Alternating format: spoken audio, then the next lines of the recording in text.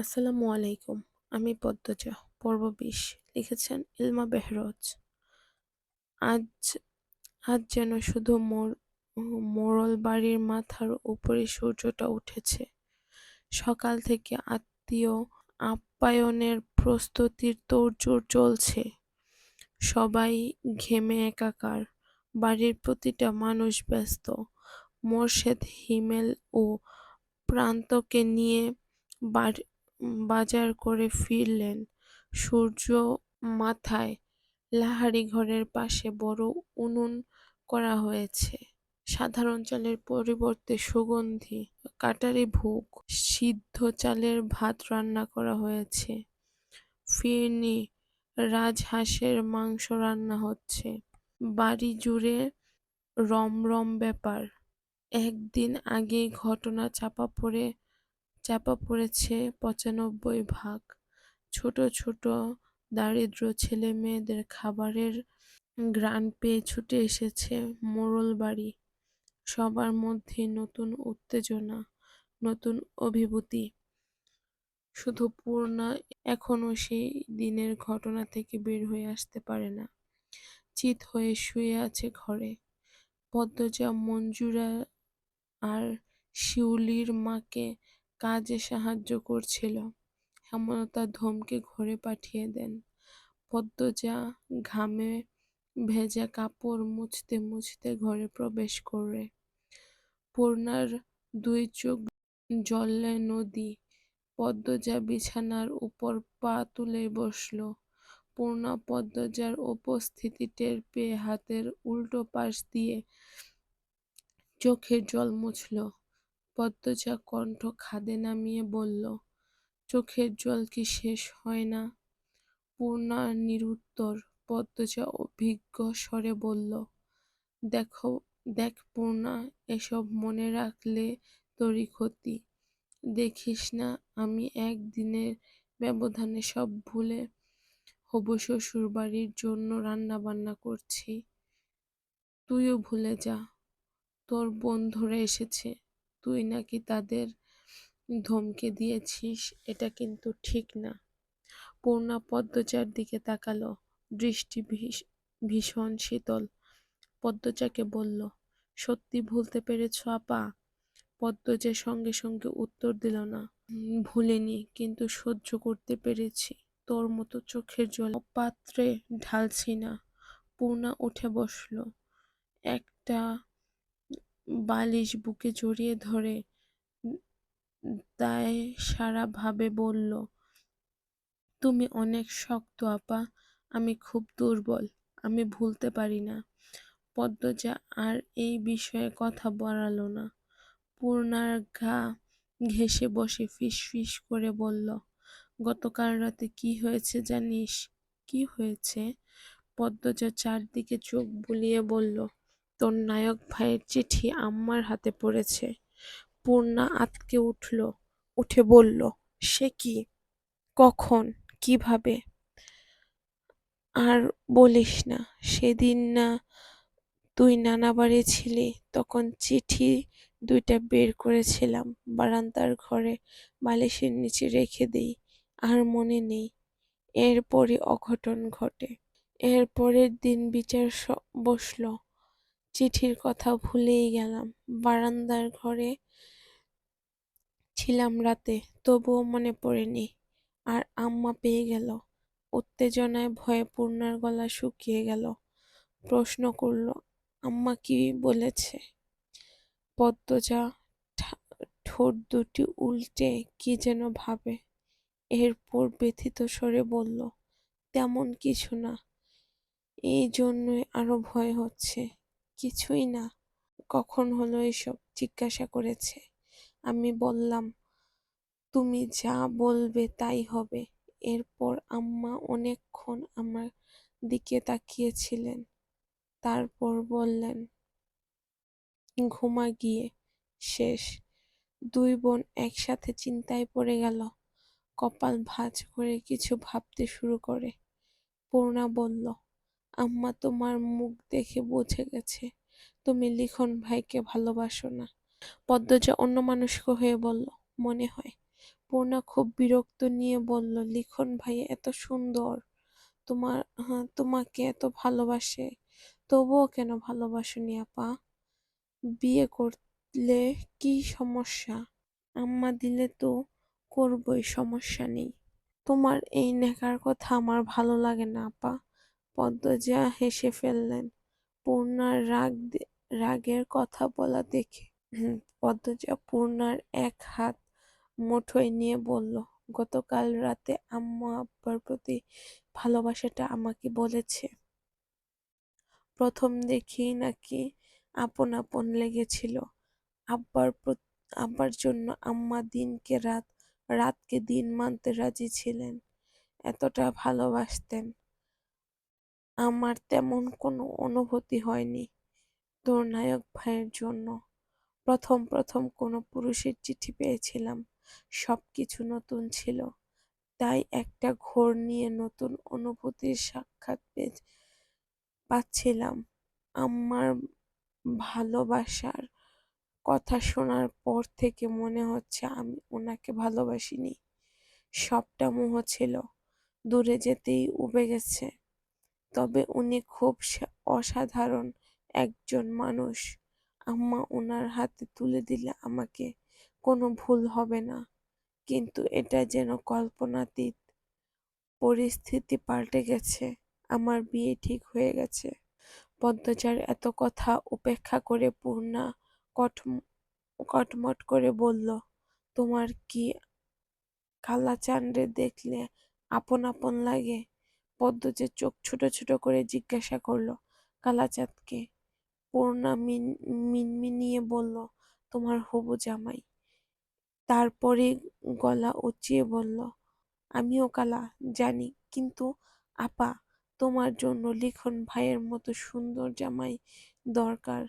পদ্মজা এক হাতে কপাল চাপড়ে বলল, এখনো লিখন ভাই? যা, তোর সাথে তোর নায়কের বিয়ে দিয়ে দেব। এখন আয়, ঘর থেকে বের হ। মুক্তা, সোনামণি, রোজিনা আসছে, তোর সাথে কথা বলবে। আয়, বলবি আয়। পূর্ণাকে টেনে নিয়ে বের হলো পদ্মজা। সূর্যমামার রাগ কমেছে। মোড়ল বাড়ির মাথার উপর থেকে দূরে গিয়ে দাঁড়িয়েছে। সদরঘাটে ভর্তি মানুষ।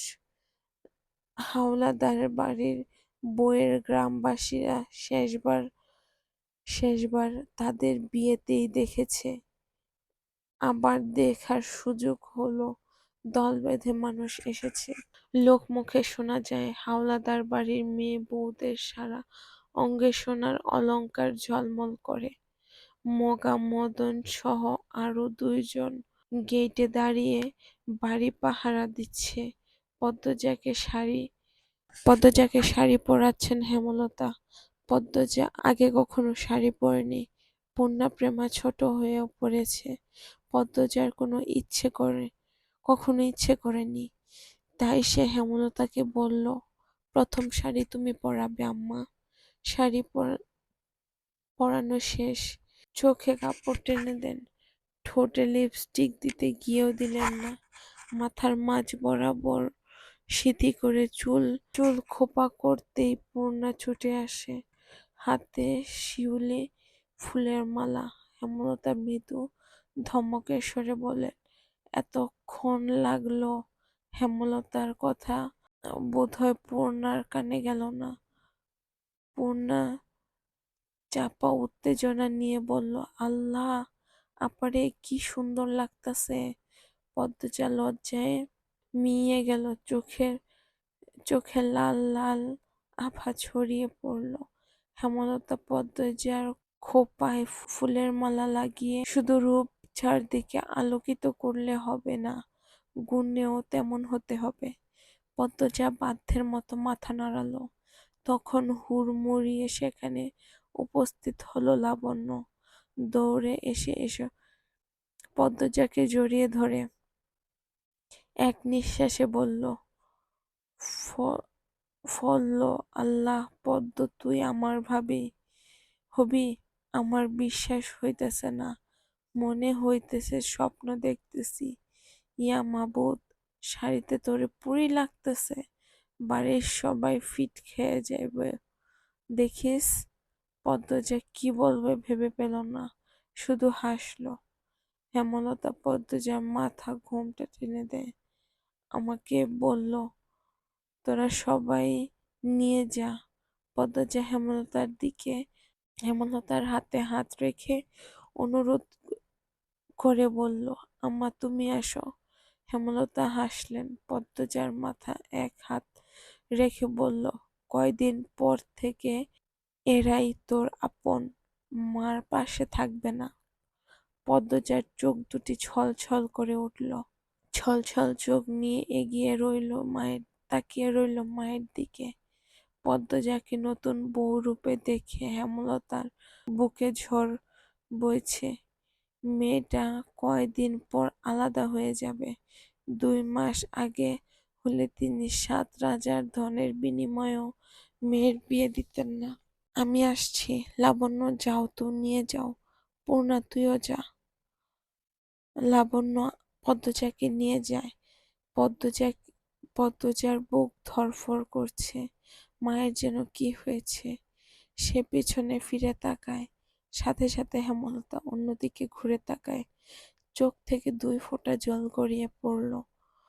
তিনি দ্রুত তা মোছেন। সদর ঘর কোলাহল ছিল। পদ্মজা ঢুকতেই সব চুপ হয়ে গেল। লাবণ্য পদ্মজাকে ছেড়ে ভারী আনন্দ নিয়ে বলল, আম্মা, কাকিমা, ভাবি আপনারা এই যে পদ্মজা, আমার নতুন ভাবি। পদ্মজা চোখ তুলে তাকালো। অলংকার জ্বলজ্বল করছে 5 নরনারীকে দেখে যেন চোখ ঝলসে গেল তার। সবাই তার দিকে মুগ্ধ হয়ে তাকিয়ে আছে। পদ্মজা চোখ নামিয়ে ফেলল। তখন কোথা থেকে আবির্ভাব হলো আমিরের। সদর দরজা মুখেই দাঁড়িয়েছিল পদ্মজা। পদ্মজাকে দেখে থমকে গেল সে। পদ্মজার পরনে খয়েরি রঙের জামদানি শাড়ি। শাড়িতে কোনো মেয়েকে এত সুন্দর মনে হতে পারে এর আগে অনুভব করেনি আমির। আমিরের লজ্জা খুব কম। সে উপস্থিত গুরুজনদের উপেক্ষা করে পদ্মজাকে বলল, মাশাআল্লাহ, দিনের বেলায় চাঁদ উঠে গেছে। লজ্জায় পদ্মজা রগে রগে কাঁপন ধরে। এত লজ্জাহীন মানুষ কি করে হয়? আমিরের মা ফারিনা ধমকের স্বরে বলল, বাবু, এখানে বয়। আয়শা। আমির তো যাতে দৃষ্টি স্থির রেখে মায়ের পাশে গিয়ে বসল। হেমলতা সদর ঘর প্রবেশ করতে আমির ধরফরিয়ে উঠে ছুটে এলো হেমলতার পা ছুঁয়ে সালাম করতে। হবু শাশুড়ির প্রতি আমিরের এত সদয় দেখে ফরিনা খুব বিরক্ত হলেন। পাশ থেকে ফরিনার যা আমিনা ফিসফিসিয়ে বললেন, মেয়ের রূপ আগুনের হুলকা, বাবু এইবার হাতছাড়া হইব বইলা। আমিনার মন্ত্র ফরিনার মগজ ধোলাই করতে পারল না।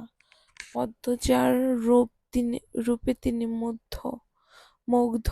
আমির কালো বলে তিনি ছোট থেকেই আমিরকে বলতেন, বাবু তোর জন্য চান্দেল্লা আনবো আনাম। আর সেই কথা রক্ষার পথে। তিনি শুধু পছন্দ করলেন না, শাশুড়ির প্রতি আমিরের এত দরদ কি দরকার?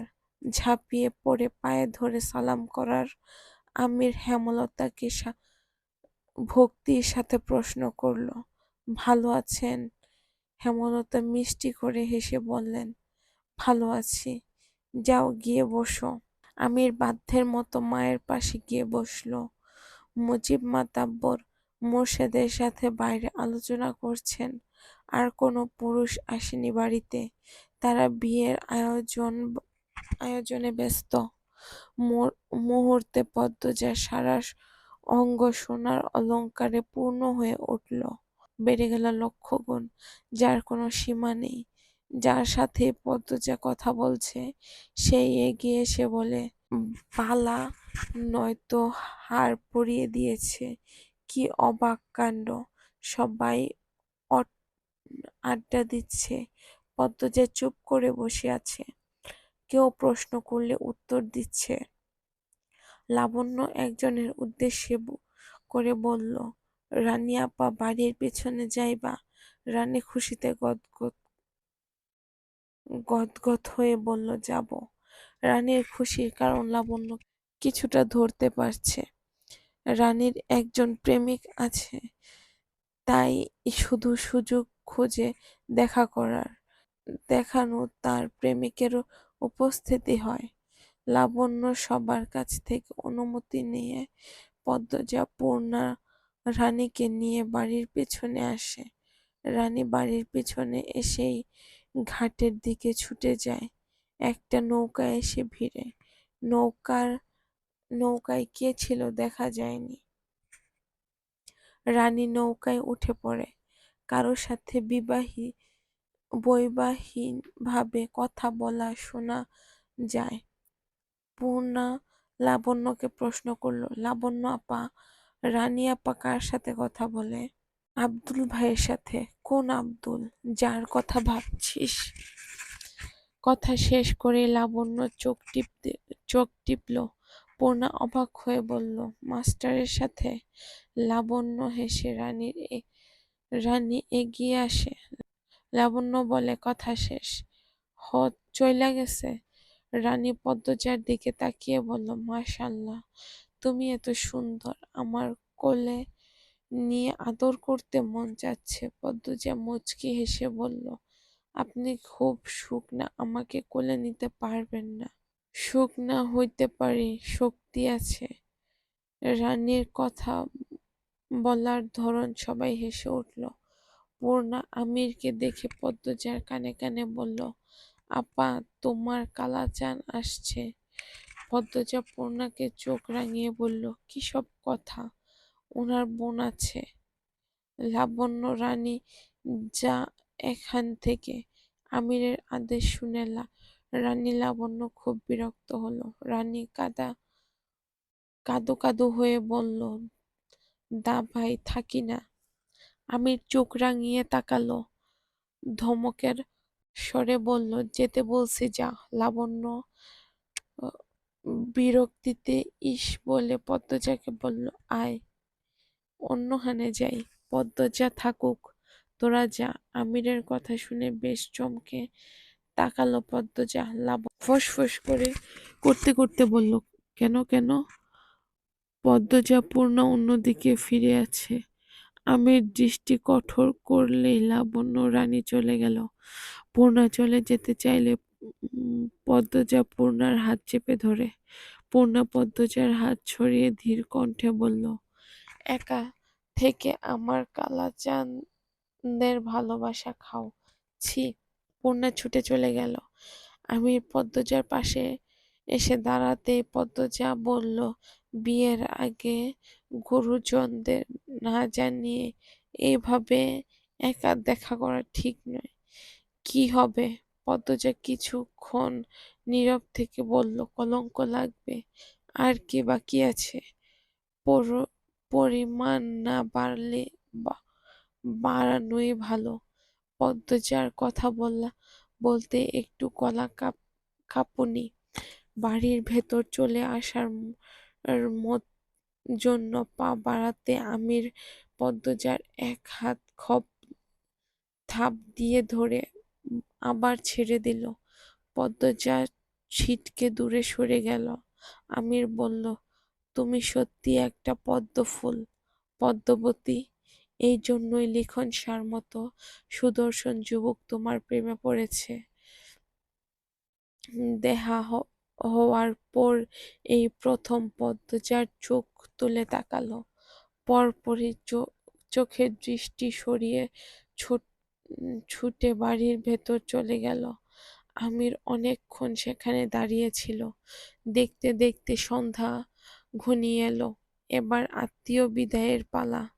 যাওয়ার পূর্বে লাবণ্য একটা কাগজ পদ্মজার হাতে গুজে দিয়ে বলল, দা ভাই দিয়েছে। ঘামবার আগে পদ্মজা কাপা হাতে কাগজটি ভাঁজটি খুললেন। কাগজটি যত্ন করে লেখা, সারা অঙ্গ কলঙ্কে ঝলসে যাক, তুই বন্ধু শুধু আমার থাক। আজকে এই পর্যন্তই। সবাই ভালো থাকবেন, সুস্থ থাকবেন। আল্লাহ হাফেজ।